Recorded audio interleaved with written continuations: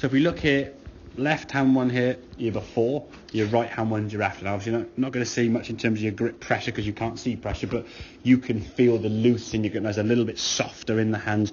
Your hand and arms can kind of start doing what you know they want to do. We did that drill with your right arm by itself. Yeah, happy days. Your right arm does this naturally. There's no kind of this in your right arm when you swing it by yourself. It was only the left arm that was a little bit stiff and a bit tense because of the grip pressure and trying to hit it non-right and sort of swinging this way. If your left arm kind of swings around here somewhere, as we'll see in a second on the camera, behind you and the elbow sticking out, your right arm's got to keep hold of the golf club. It kind of just pulls around this way, leaving that face open.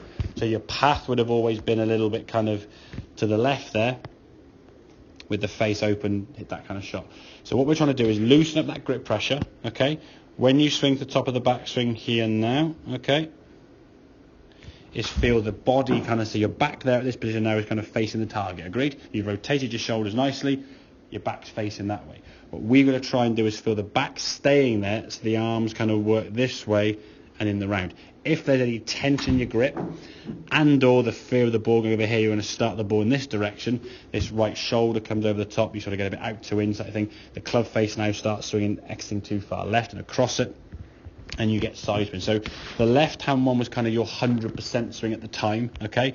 As you started swinging here now, club's coming a little bit more on the outside there, just almost catching that stick, kind of going, if we sort of draw a line from sort of the middle part of the club to the golf ball there. Ooh, there you go. That's a little bit left of the club path, okay? Ideally speaking, at this position, you'd want to see the club kind of working a bit more kind of in there, okay? Assuming the club face now is going to square it, which you've proved you can do, okay?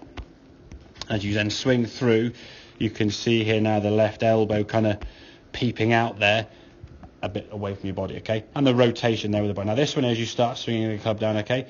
Arms start dropping here now as we come into impact. You can see your club face now swinging a little bit more kind of in that angle, yeah? Yeah. All right. Now the lower half is working quieter, which is to be expected, okay? At this point here now, once the club's got to that position, this is going to be the practice and the timing, you let everything unwind. But because you're slowing the body down, your brain quite hasn't caught up. So, okay, we're going to slow down, but then we're still going to move. What happens is you sort of stay back on your right foot a little bit this way, helps get the club face up. As you strike the golf ball, as you can see, you twist through here into the same kind of position there. Hands are kind of a little bit there, sort of just above your head. Look where your lack of left elbow is. Yeah. And your arms have released and folded over correctly. Not corkscrewing or twisting, they're just unhinging, and then you turn your torso. Yeah. So as you swing through there now, when you finish this swing up here now, yeah, this foot here, as you can see, is a bit more flatter than when you swing with this one as you twist through. Not massively, okay, but the rotation there, the ball, you can see the ball now when you hit that golf ball is flying a lot straighter.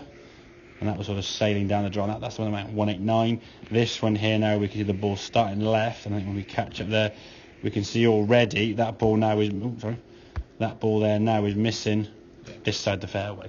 So I think I'm about 163. So there was more twist with the body, but you lost 25 yards.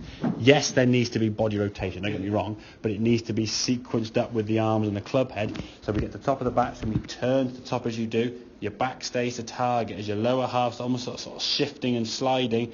The arms start falling, and now is a nice loose grip pressure.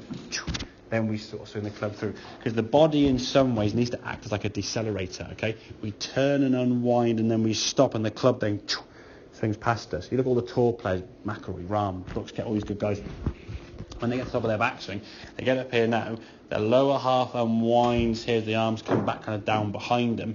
As they get to impact here now, this kind of all stays there, and you just go, whoosh, and they just swish through. You want to see a tour player do this, and just keep twisting, okay? In any sport, tennis, you want to see a tennis player sort of hinge back and then go, to try and, so that they're back there and their arm then overtakes or goes past their pivot point. Where the baseball player is back here, sort of holding the arm back, as he pitches through, he throws the arms. You wouldn't sort of go and hold the arm back there, would you? Okay, kicking a football, okay, your foot passes, you wouldn't go and do that, would you? So the club has to kind of go past your centre point, okay? If the body's pivoting and spinning left, okay, because you're trying to stop it go right, club face gets left open, you're not able to square the club face up. When you're gripping it tight as you were, it's just going to be a big slice. And it's, again, we want speed, not power. The tighter we grip it, the more power we've got, the speed we've got. We want speed and efficiency, not muscle and brute force, as most golfers tend to do. Okay, so loose grip. Okay, feel the club kind of going past you in terms of practice. Find a speed. I think we said about 3/4 speed, 75% give or take. Well, that's probably with a lot of the clubs, but more so with the driver.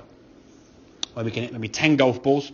Can we get 10 that go left of the 7 out of 10 go left of the target and sort of stay left? They can cut a little bit back or draw it to the left, but as long as they start left and stay left, then in time we can start moving it back towards target there. So if we're sort of 5-10 degrees left now, we'll go back sort of 3 or 4, then 1 or 2, and then maybe in time again. Potentially, I would say it's not going to, because it takes almost more of a mental change for you to become a drawer of the golf ball, but at least have the potential that you can do it if you need to. So maybe on the 10th on the Mac, do you want to get one slinging around there? If it stays out right, you're long to go past the sheep dip, so be it. If I draw it, it's down the bottom of the fairway in the summer down with the bell. If it goes straight or cuts a bit, yeah, okay. There's shot, or the 13th, for example, aim over the tree. If I get a bit of draw, massively down there, it goes straight up in sort of the right-hand semi-rough there. So you're not risking a shot, but potentially bringing a shot into play that might gain you a shot, because you can reach the 13th in 2, or get on the Mac on the 10th with a shorter club rather than a 3-wood or something, or whatever. So, okay, make sense? Yeah. So looser, club's going to overtake. In time, your path will start moving when your body stays a little bit quieter as you come down. Get that path towards that. The club face has to change first. All right? Good man.